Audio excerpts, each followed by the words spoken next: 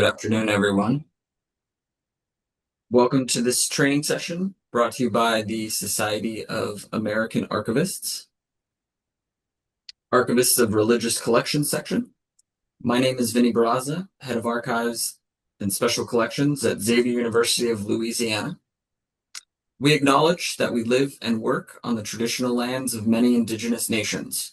We know that indigenous peoples have suffered from historical and ongoing injustices and understand as an archival organization that we must work towards sharing historical truths and renew respectful relationships with indigenous communities. We respect the long-standing relationships that indigenous nations have had to this land as the original caretakers. We are grateful for their stewardship and protection of the waters and earth. We pay our respects to elders past and present. Today's topic is Introduction to Digital Preservation and Two Tools. Before I introduce our presenter, let's review the disclaimer shown. The content in these presentations is for information only and is not legal advice. Our views do not represent the organizations where we work. We do not make any endorsements or guarantees. We are not liable for any loss or damage caused by your use of the content we provide, and it is your responsibility to critically evaluate the content provided in the presentation or any accompanying materials. Also, please remember the points shown on this slide. Please mute your microphone and turn off your video. You can click on the closed captioning button to get closed captions under the More button shown at the bottom of your screen. There will be a question period after the presentation concludes. Please use the Q&A feature under the More button to ask your questions during that period. We will not be monitoring the chat. Please be respectful in your interactions. We expect you to follow the SAA Code of Conduct located at the web address on this slide. This session will be recorded. It will be available on our YouTube channel within 2 weeks, and we encourage you to join the Society of American Archivists. And I would now like to introduce our presenter. Mary Grace Kosta is an archival consultant with many years of experience as a religious archivist. Since January 2022, she has chaired the Archivists of Religious Collections section, Models and Resources Committee. Mary Grace currently chairs the joint U.S.-Canada A2M Users Group and serves as a member of the A2M Foundation Communications Committee, the Association of Canadian Archivists Professional Development Committee, and the NDSA Communications and Publications Working Group. She is a winner of the Society of American Archivists Sister M. Claude Lane OP Memorial Award and the Archives Association of Ontario James J. Tallman Award. And I'd like to hand it over to Mary Grace. Thank you, Vinny. I'll just share my screen. Okay. This webinar is a very basic introduction to digital preservation. We don't have time to demonstrate more than 2 tools or even go into much detail about these 2 tools. At the end of this session, I will put links to resources and these slides into the chat. This slide shows what we will cover today. First, I'll talk about what makes digital content unique and the problems associated with it. Then I'll talk about some digital preservation models and go through the steps of a workflow, including adding metadata. Lastly, I will talk about some open source tools and demonstrate 4 of these tools as part of a workflow. By the end of this webinar, you will understand the concepts behind digital preservation, know how to design a digital preservation workflow, and begin using some open source tools to start preserving your digital content.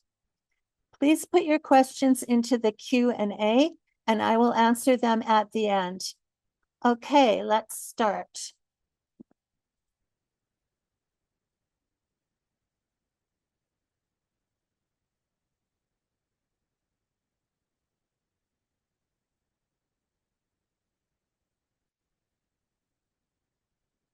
You may get born digital content transferred to the archives using FTP or file transfer protocol, or a cloud service like Dropbox or on physical media, such as a USB stick.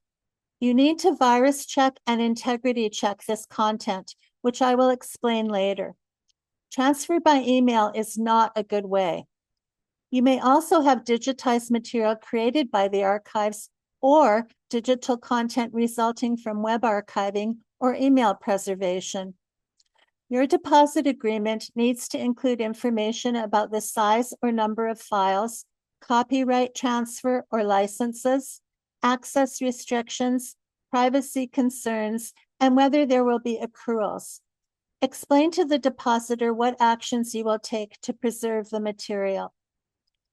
Ask the depositor if the born digital content contains confidential government files, legal case files, or personally identifiable information like medical records, social insurance, or credit card numbers. You will need to restrict access to these materials. There is software such as ePad for email or BitCurator that helps find personally identifiable information in digital materials. Appraise digital materials as you would paper records. You don't have to keep it all.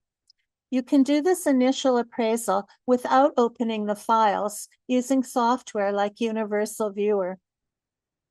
Once the content is transferred to your workstation computer, the depositor should be notified that the transfer was successful and told not to delete their copies if they still have them until they get a final message that the content has been processed.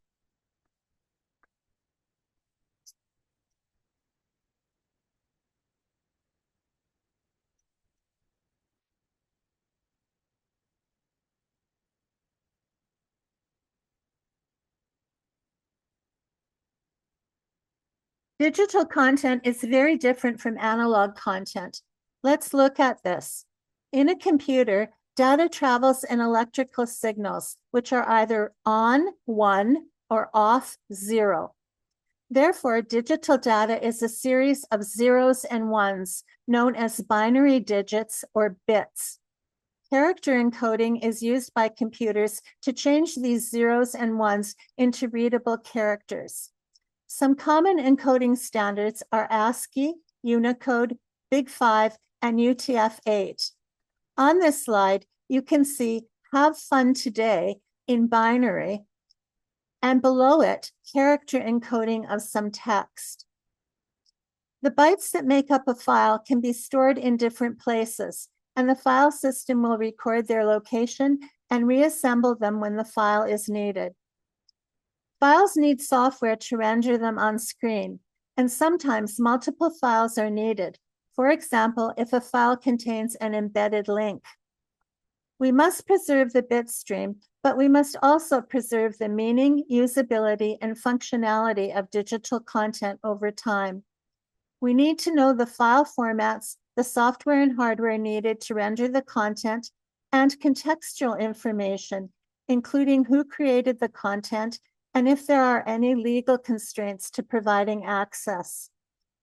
We must also keep a technology watch because new software may not be backwards compatible, and we must be aware of changes in copyright law.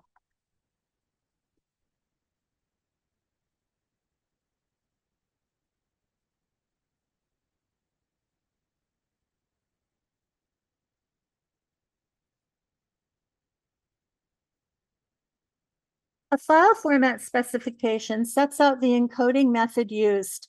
The file extension and metadata in the file header indicate the type of file format. For example, image file headers may have metadata like image format, size, resolution, and color space.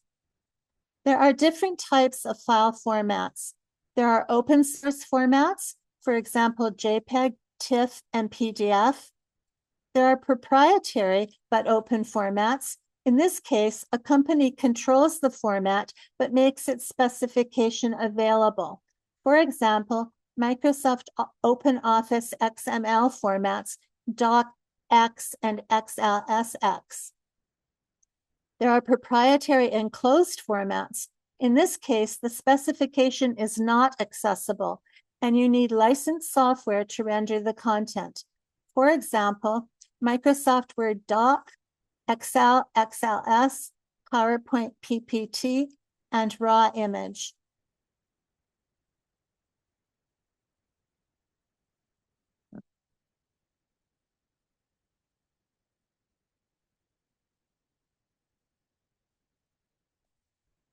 Keeping many different file formats can cause problems, but you can choose to support certain formats by making a list of preferred types.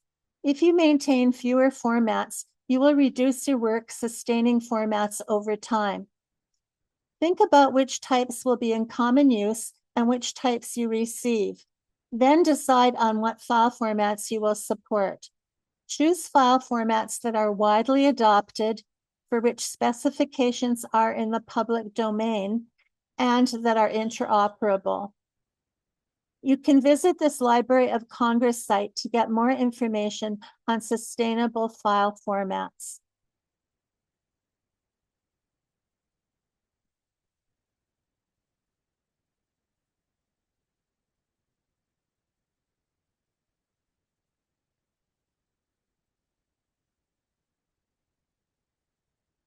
Just like mold and insects can damage analog materials, there are threats to digital materials. These include media obsolescence. For example, who uses a floppy disk now? Media failure or decay. For example, bit rot is the loss of content due to a bit's electronic charge being flipped from 1 to 0 or 0 to 1. Another example is that the lifespan of a hard disk is about 5 years. Human error, you can alter or delete digital files accidentally. Natural disaster, flood, fire, and power failures can cause loss of digital content. File format obsolescence, the lack of backwards compatibility may make digital content unusable, and software may come to lack support. For example, not many people use WordPerfect anymore. Other threats include viruses, cyber attacks, software bugs, and service failures. For example, a cloud provider being down.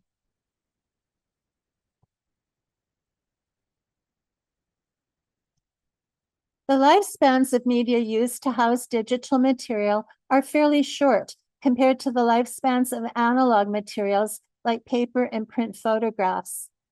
Even media that claims to be long-lasting, such as archival gold CDs, will have issues because optical drives are not being manufactured much these days.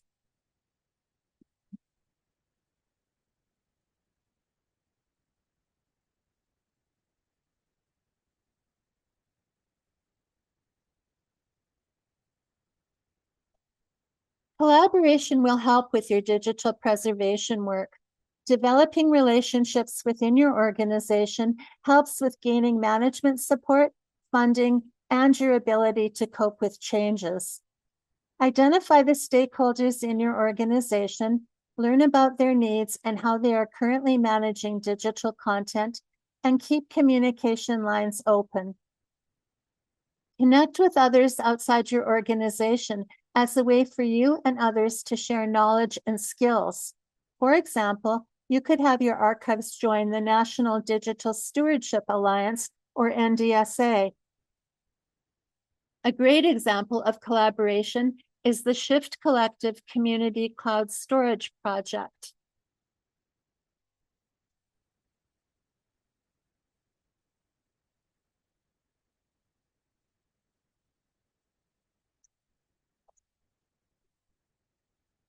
When talking to IT, use a model like NDSA levels, which I'll talk about later, to show them what you are trying to do. Get your ducks in a row. Estimate how much data you will process per hour, day, or week by size in gigabytes or terabytes and number of files.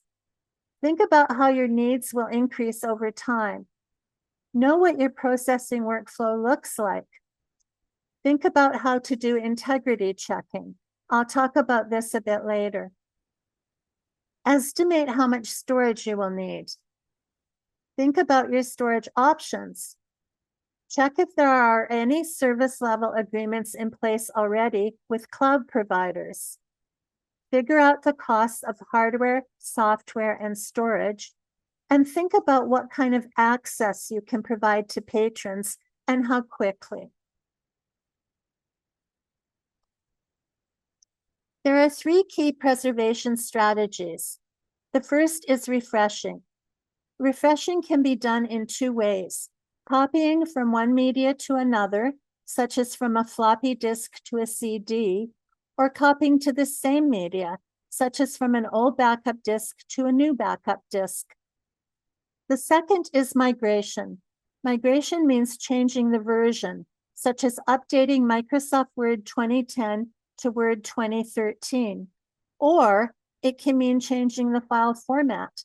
This is a process known as normalization. For example, converting a WordPerfect file to a Microsoft Word file. Migration may cause changes to the content, how it displays, or its functionality, and can cause errors or loss.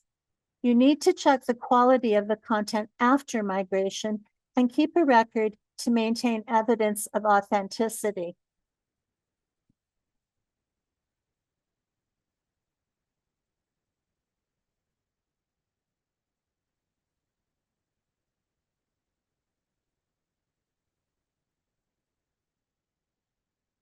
The third strategy is emulation.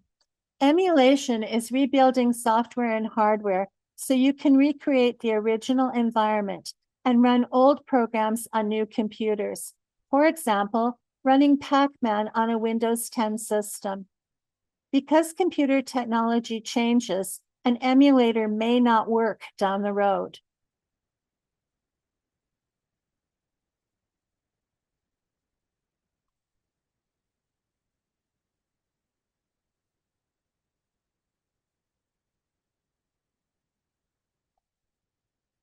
On this slide are the most important preservation actions to take. Start small and aim for good enough. First, decide to manage digital records as soon as they are either received or as soon as they are created as part of the digitization workflow. Make an inventory. Where is the content? What formats is it in? And what is most at risk? Make a plan. For example, you could start with improving storage, dealing with risky physical media, and starting to use open source tools. Develop policy. Institutional commitment is critical. Think of digital preservation as a 3-legged stool. Institutional support, resources, and technology are all needed to make the stool stand up. Carry out preservation actions and document what you do. Decide what formats you will support. You don't need to keep all different kinds of file formats. You can migrate or normalize files to certain formats. Choose to use open, not proprietary formats as much as possible. For example, when digitizing, choose WAV format for audio and TIFF format for images, and create high-resolution files with embedded metadata. Keep more than one copy of content in multiple locations. Check your content in storage to make sure there is no bit rot. Refresh storage media. For example, replace hard disks in 5 years.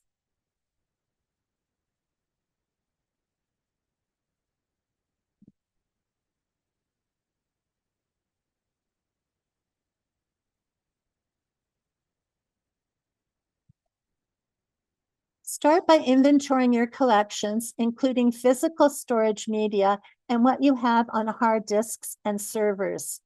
Remove storage media found in collections, replacing it with a withdrawal form that indicates the original and current location. Count your media formats and estimate the number of files and sizes found on each physical carrier. Put the information about your digital content in a digital asset register. You could use a spreadsheet or Accessions database for this. Minimally, include information about the creator, title, dates, collection or fond, a brief description, location, and formats. Even better, include the number of files and sizes, privacy concerns, access restrictions, rights, and risks. You can update this register as you work through all the steps of digital preservation. This register captures information about digital content in one place and is a way to identify unprocessed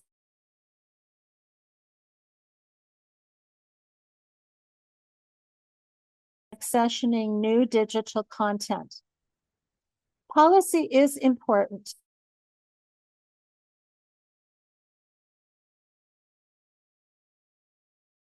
Your digital preservation policy should not specify software or hardware as these change. It should include what happens to files that have privacy concerns. Have a security policy and access controls to prevent human error or hacking.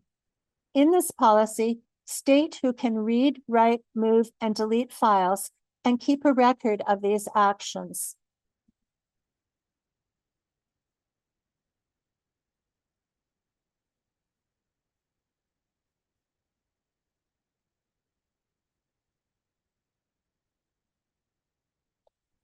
I mentioned integrity checking earlier. Copying software like TerraCopy, which incorporates integrity checking, prevents changes to digital content. Integrity checking creates checksums, which are a sort of fingerprint and are a way of ensuring digital content is not lost or changed. If the bitstream has changed, the checksum changes, showing the file has lost integrity. On this slide, you can see the checksum shows the file has changed when the checksum was run again later. Always run checksums when you move content. For example, transferring content from a depositor, refreshing storage media, or moving content to long-term storage. You also run integrity checks on content in long-term storage to make sure there has been no loss or corruption of files.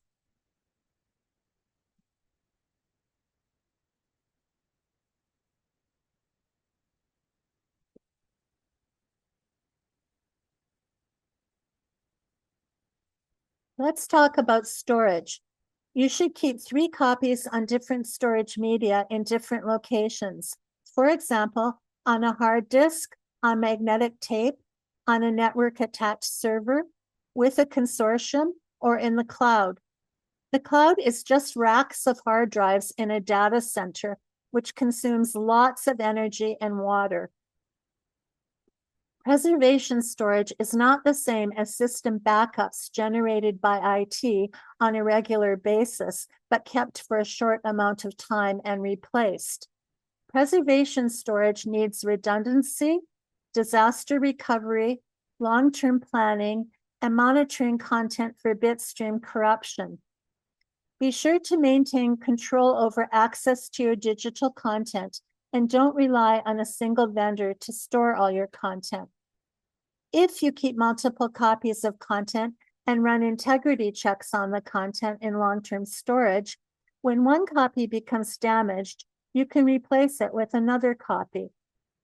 Remember to think about the carbon impact of running integrity checks. You can reduce the frequency to save on energy consumption and run them in off-work hours.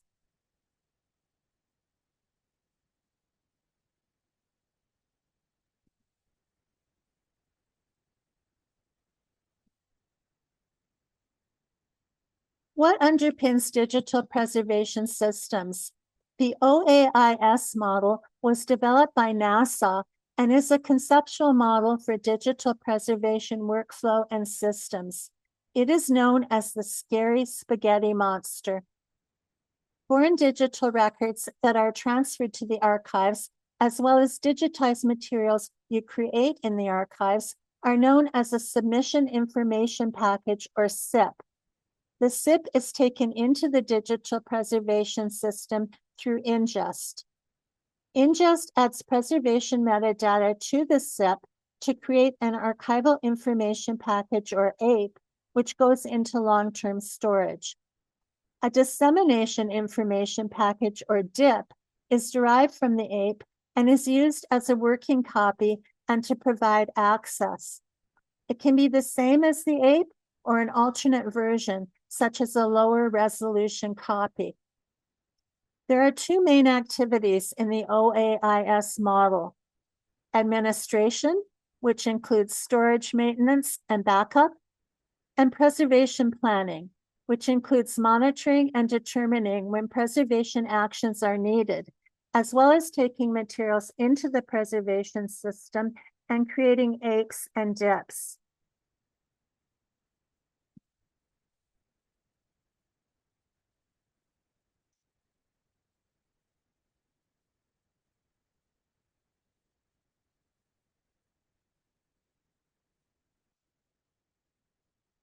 Another model for preservation is the NDSA levels of preservation. It shows the different levels you can achieve for digital preservation. What matters is that you do something. The NDSA levels deal with storage, integrity, control, metadata, and content. Start with level 1. To recap, create an inventory of digital content with file names, sizes, and formats. Move content to your computer workstation. Create 2 folders, one for AIPs or preservation copies, and one for DIPs or access copies. Be careful not to open the preservation copies, because this can cause accidental alteration or deletion. Create access copies. You can use these access copies to further describe and provide access to the content. Finally, move the preservation copies to long-term storage. Run backups and integrity checks on the content in long-term storage, and refresh all your drives regularly.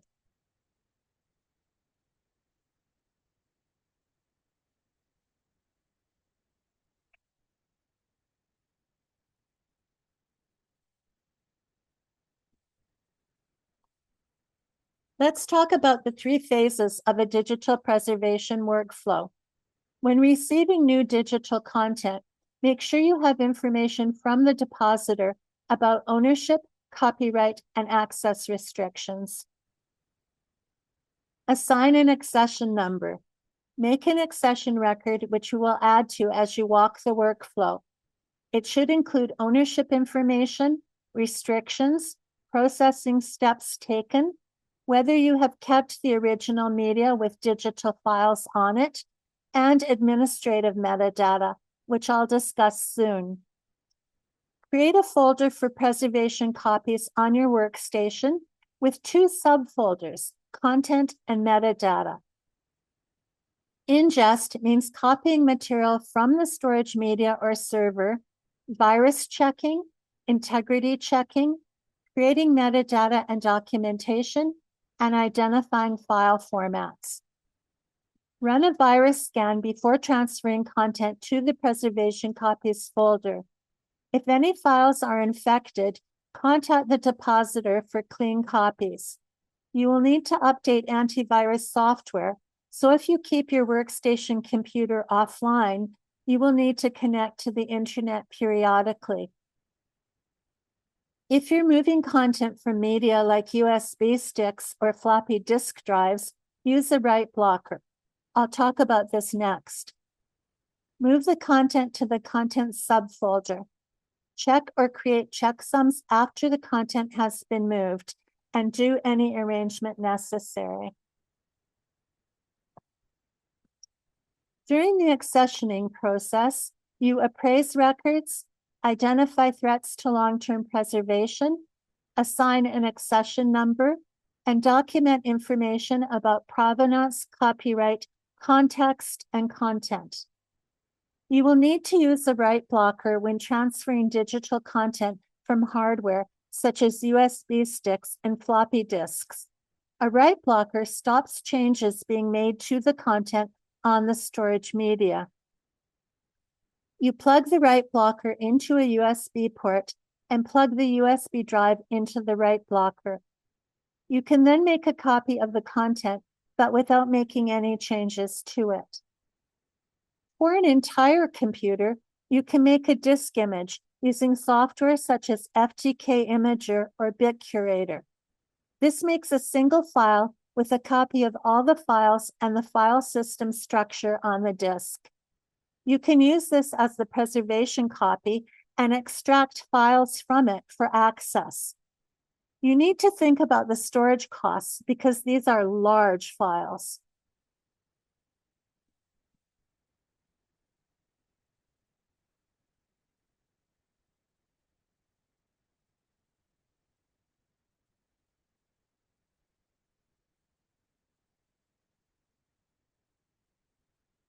You can arrange files if necessary. You can arrange files, for example, in Born Digital series or subseries within a collection or file. Make sure to note in your metadata that you did this arrangement.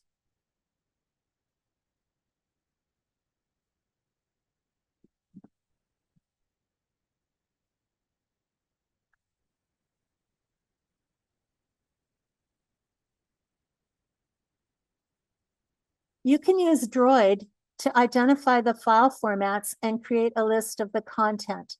Store the DROID reports in the metadata subfolder of the preservation copies folder.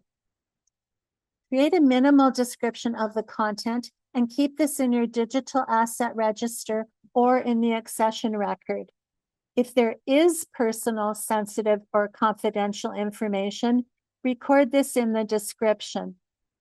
Create access copies using copying software like TerraCopy and store these in the access copies folder. Once ingest is complete, the content folder and metadata folder in the preservation copies folder are moved from your workstation to long-term storage. Use Bagger to package the content and metadata folders in a bag and move it to preservation storage. You can keep or discard the originals, including the physical media. You can photograph this media before discarding it if you want. Run integrity checks on the content in storage and replace any damaged copies with another copy from a different storage media. Check storage media every 5 years and move the content onto new storage. This slide shows some open source software you can easily download and start using for free to complete all the phases of a basic digital preservation workflow.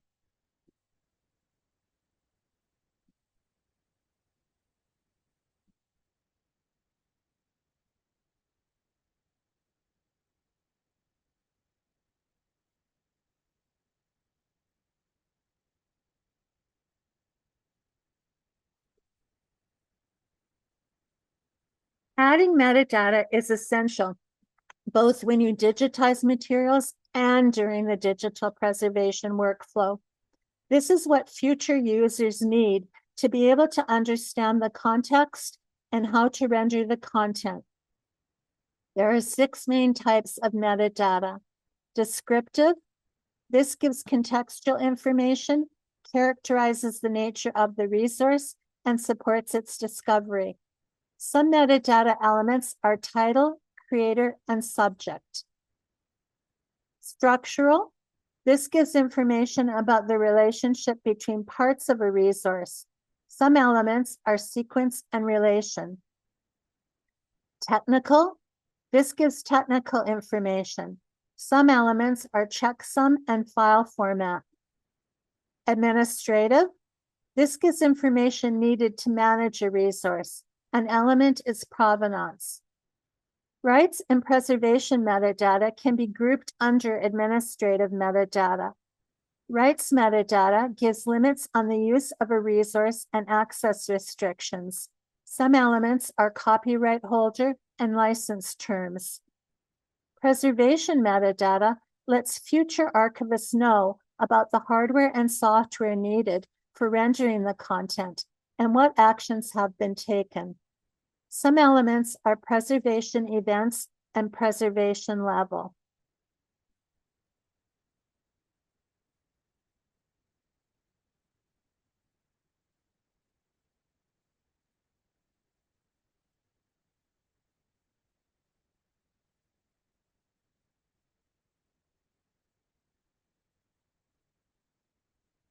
Turning to metadata standards, the three big standards we use are PREMIS, METS, and Dublin Core. PREMIS is for administrative, technical, and preservation metadata. METS is for structural metadata, and Dublin Core is for descriptive metadata. Data Accessioner is open source software that ingests digital material into a digital preservation workflow and automatically creates PREMIS and METS metadata. You can add Dublin Core metadata manually when using Data Accessioner.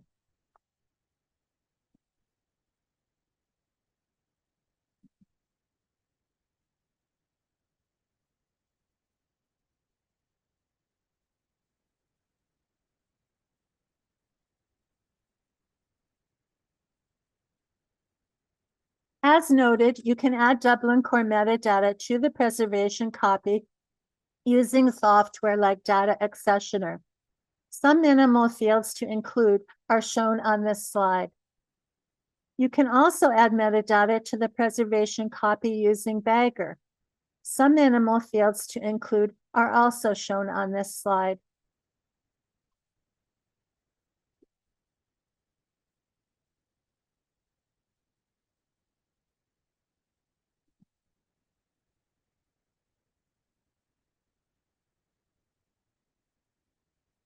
Another place to add metadata is by creating a finding aid for your digital content. First, think about arrangement, which we briefly touched on earlier. Digital accessions can be added as a separate digital series or subseries to a record group, or they may form a complete collection or phone. For a record group that contains both analog and digital materials, think about whether you can integrate the born digital material into the finding aid for the analog material. For example, as part of an existing series or as a new series. The finding aid should not include all the descriptive and technical metadata generated while processing digital records. You can provide a link to your digital preservation policy instead. This slide and the following slide show 9 recommended elements for an archival description. Each element is given, followed by the relevant sections in RAD and DAX. An example of each element is given in italics. I won't spend much time on this. So some elements are extent, access conditions, physical and technical access, and processing information.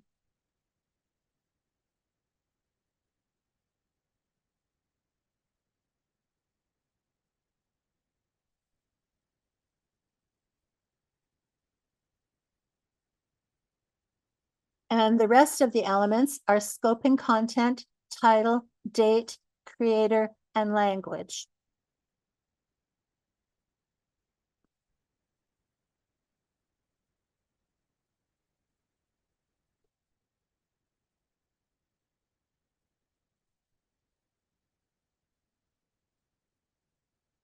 I've talked a lot about open source software. It's often said to be free like kittens, not free like beer.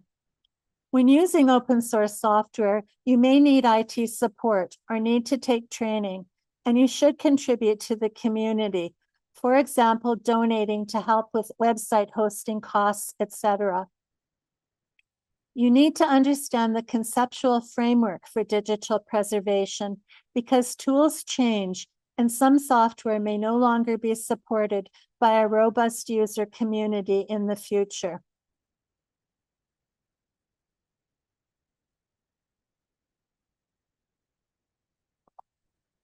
Let's turn to the workflow now. First, you should never click open your content when you are moving it to your workstation computer or once you've created or once you've created preservation copies. Opening files can cause changes to them. It is safe to open your access copies once you've made them, but before this, use Universal Viewer instead to view your content. So here's a demo. Open Universal Viewer. Go to File. Click Open. Navigate to where the content is that you want to look at. In this case, in the SIP folder. Open the content, and now you can view it without causing any alterations to it.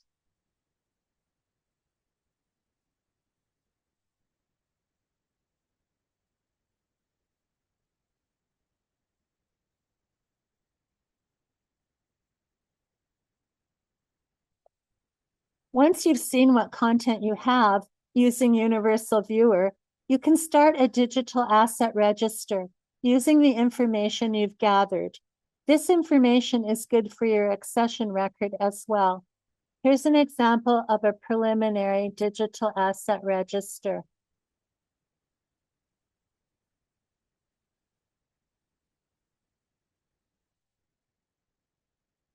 So all this information was obtained from viewing the files using Universal Viewer and from the depositor. To move content to your workstation computer, in other words, to ingest it, you can use a copying software that includes integrity checking like TerraCopy. In the following demos, I will click open the preservation copy just so you can see that content has been moved successfully. In real life, never do this. Just click open your access copy. So open TerraCopy, click on source, click add folders, navigate to where the content is that you want to copy, so the SIP folder. Select the folder you want to copy, click target, browse to where you want to move it to, in this case, preservation folder, content subfolder, click select folder, and click copy. And the double check marks show that the copying has been successful. So now I'll go and look at the preservation folder and the content subfolder. There's the checksum. And there is the content that's been copied over. Identifying file formats is known as characterization. DROID is a software you can use for this. DROID identifies files by extension, signature, which is the pattern of bytes at the beginning and/or end of a file, or a container, by identifying files inside a file, such as a zip file. DROID will provide information about how many files, their size, their formats, and when they were last modified. DROID uses the file format signature entry in Pronom, a file format registry maintained by the UK National Archives, to identify files. Pronom includes information about format, such as compression, encoding, specification, version, and owner.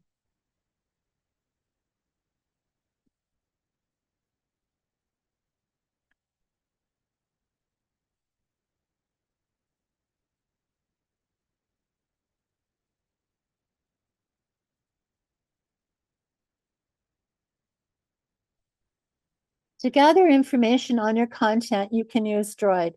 Open DROID by double-clicking on the droid.bat in Windows or droid.sh in Apple or Linux. To save time, I've already opened DROID for the demo. One other note about this demo. I am using the untitled DROID profile, but you can make and save other profiles if you want. So with DROID open, click on Add. Navigate to where the content is that you want to report on. So our preservation folder, our content subfolder. Click OK. Then click Start. And if you click on the plus sign, you can expand and see the content that you've added if you want. Then click on Export. Make sure the profile is ticked and make sure the radio button for one row per file is selected. Click on Export Profiles. Give your report a name. In this case, I'm just using the accession number and title.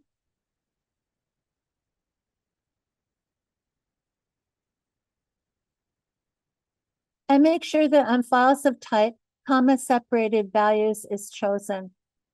Now navigate to where you want to store the report, in this case, preservation folder, metadata subfolder.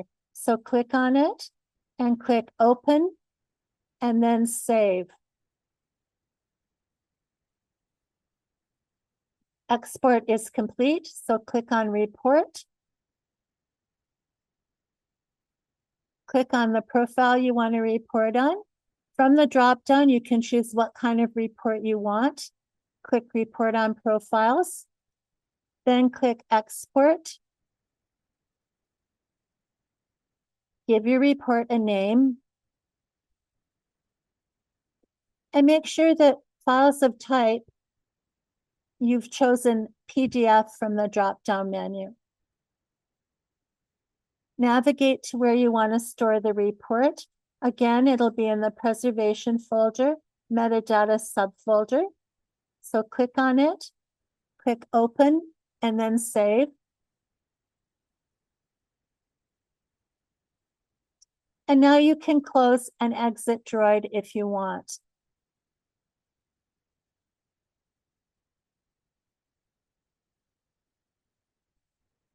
Now let's look and see what we did. We'll open our preservation folder and we can see all our content is still there. And in our metadata subfolder, we have the 2 DROID reports. Let's look at the CSV report. This contains a lot of information: location of files, titles, size, last modified date, how the file formats were identified, all sorts of useful information.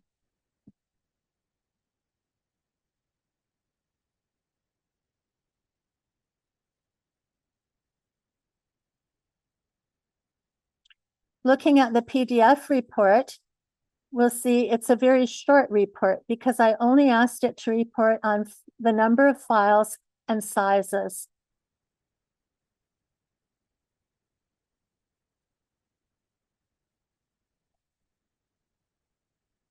You can use TerraCopy to make access copies. Select both the content and metadata folders and copy from preservation copies to the access copies folder. Open TerraCopy, click on Source, click Add Folders, navigate to your preservation folder, select both your content and metadata folders and click Select Folder. Click on Target, browse for your access copies folder, select that folder, and then click Copy. And the double check marks show copying was successful. Open your access copies folder. There's your checksum. And you can see in the content folder, all your content is there. And in the metadata folder, your DROID reports are there. Now, this is the only time you should actually click on files and open them, when they are the access copies. Once you've run DROID, you can use the information in the CSV spreadsheet in your access copies metadata subfolder to complete filling out your digital asset register. Here are examples of 2 digital asset registers. So this first one is fairly basic. You can just choose whatever fields you think you need for your digital asset register.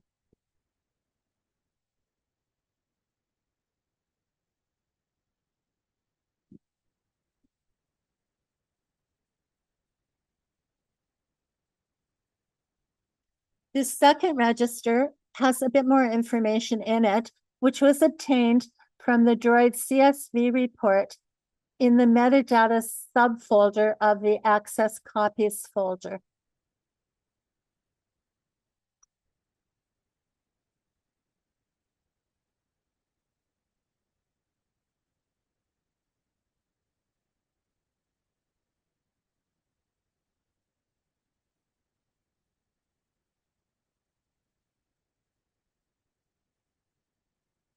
Bagger, now you're ready to move your content to long-term preservation storage. You can use Bagger to package the digital content with metadata into a container that contains a verifiable file manifest, which lists the files and their checksums. There is also another sidecar file containing the metadata that has been added by you.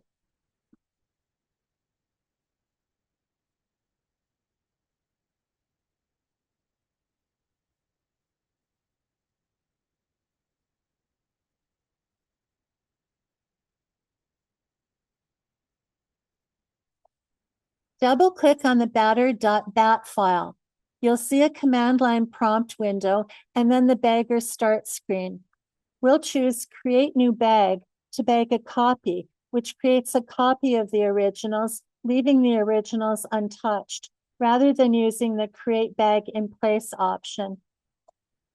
So open Bagger, go to File, Create New Bag, select your profile, in this case, Digital Record Succession Generic, click OK. On this side, you see all sorts of fields that you can use for adding metadata. I'll just enter a little metadata. So accession number, the name of the institution transferring the bag to long-term storage,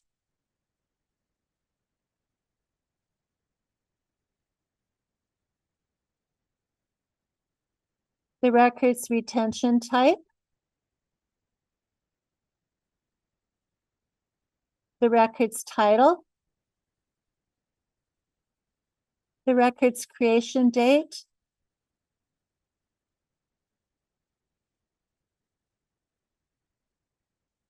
whether checksums were run, the type of checksum,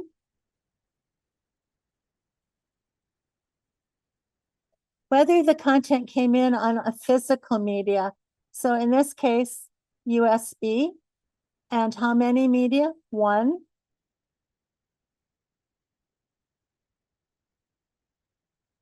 And you can see as I scroll down, there's lots more fields that I could add metadata in. At the end, there's a notes field.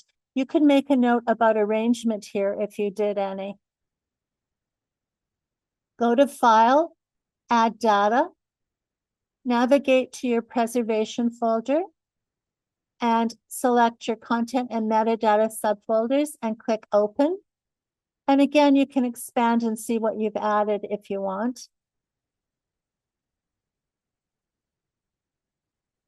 Now save bag as and browse to where you want to save it. In this case, it will be your long-term storage. Give the bag a name.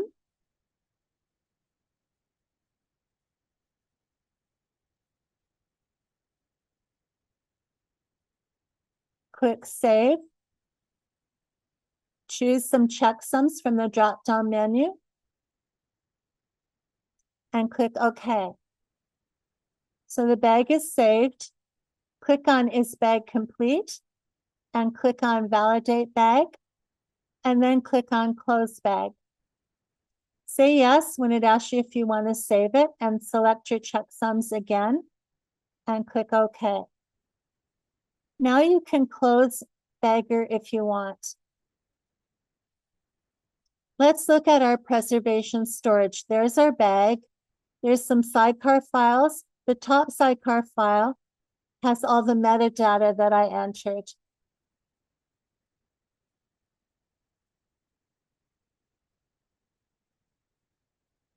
In the data folder is our content and our DROID reports.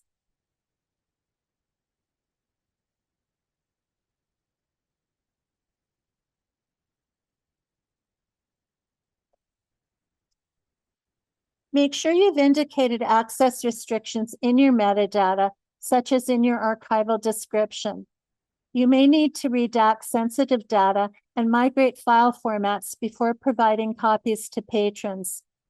For access to your digital content, you can copy it to media for patrons, have a dedicated access computer, or have a web portal to search, retrieve, and use content. If you provide access on site, think about security. On the access computer, you can limit internet access. Make sure that accessibility options are available at the access computer, such as adjusting settings for colors or brightness, and microphone for speech to text. The access computer needs a good processor, graphics card, headphones, and media readers. You need to update the operating system and clear out the storage on the access computer periodically.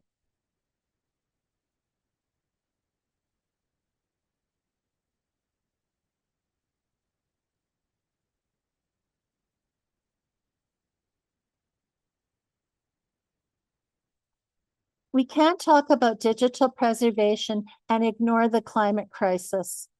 Ira Tansey has written a good article about this, which I will summarize.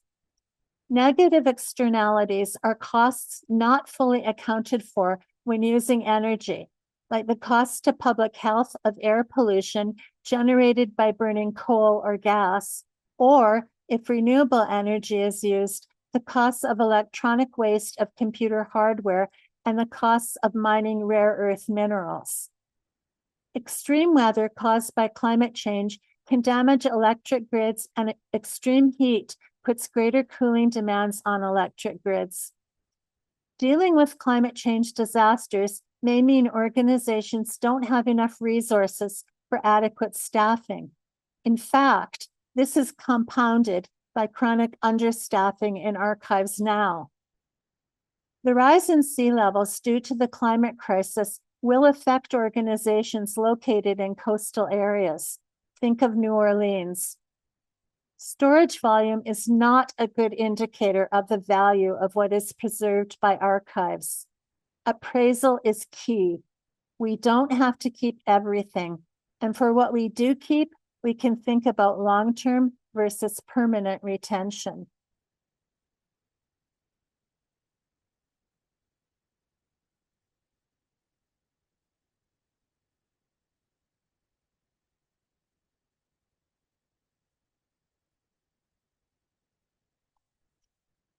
So these slides just give resources about training and software and hardware, and they can be downloaded from our Google Drive.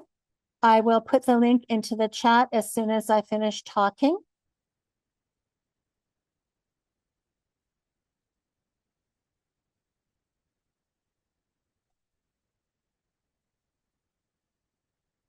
What you will need is a computer with good processing power, enough storage space or a network drive, and backup.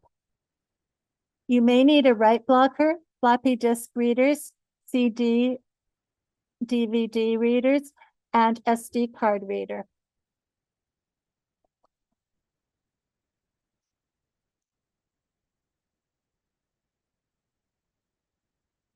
And I'm going to now put the links to the slides and the resource sheet into the chat for you all.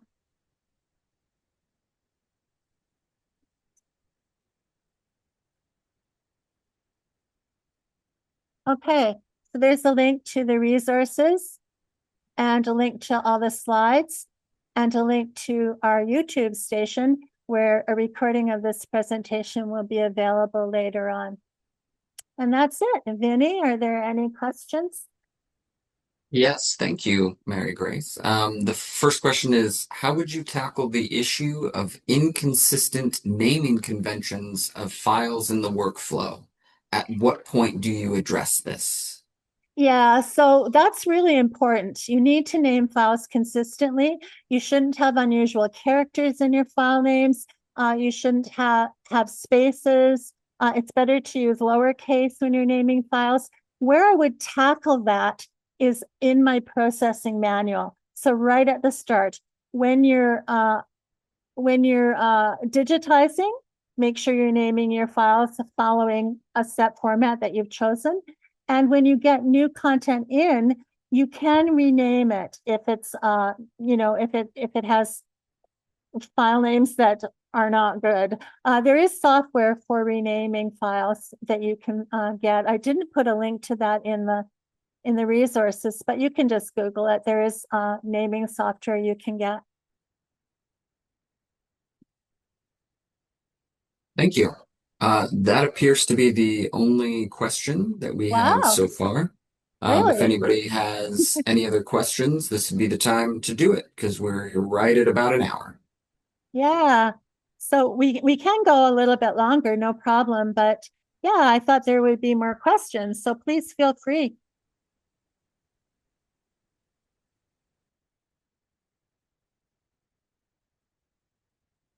I hope you all feel a little empowered now, if you haven't started a digital preservation program, to go and start one. It's really nothing to be afraid of, but it is something really important to start.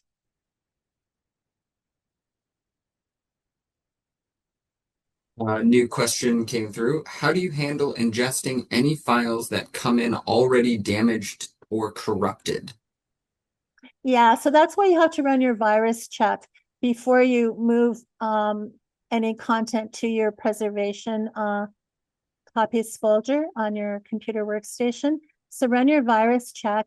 If there's corrupted or infected files, you can ask the depositor for clean copies. If it's an internal transfer, that should be easy. If it's an external depositor, it may be more challenging. You can try to repair files as well, but then you're getting into issues of altering files, which is challenging because you want to maintain authenticity. So yeah, you can just choose not to keep those files as well. Remember, you don't have to keep everything. And the next question, how would you handle emails where responses are separated? Combine them and then mention them in the metadata. What arrangement was done? So I Okay, guess multiple emails where responses are separated. yeah. So email is a totally different kind of digital preservation. And we actually have a webinar about doing email preservation on our YouTube channel. So I would encourage you to watch that webinar. You want to use software like ePad when you're ingesting emails. And but if you're just describing the emails, just describe them like you just said. The replies are separated in these emails or whatever in your archival description.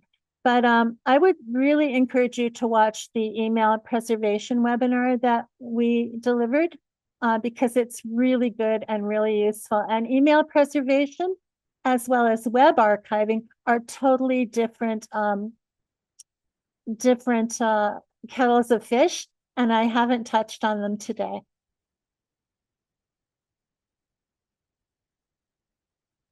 We also have a webinar on our YouTube channel about web archiving as well.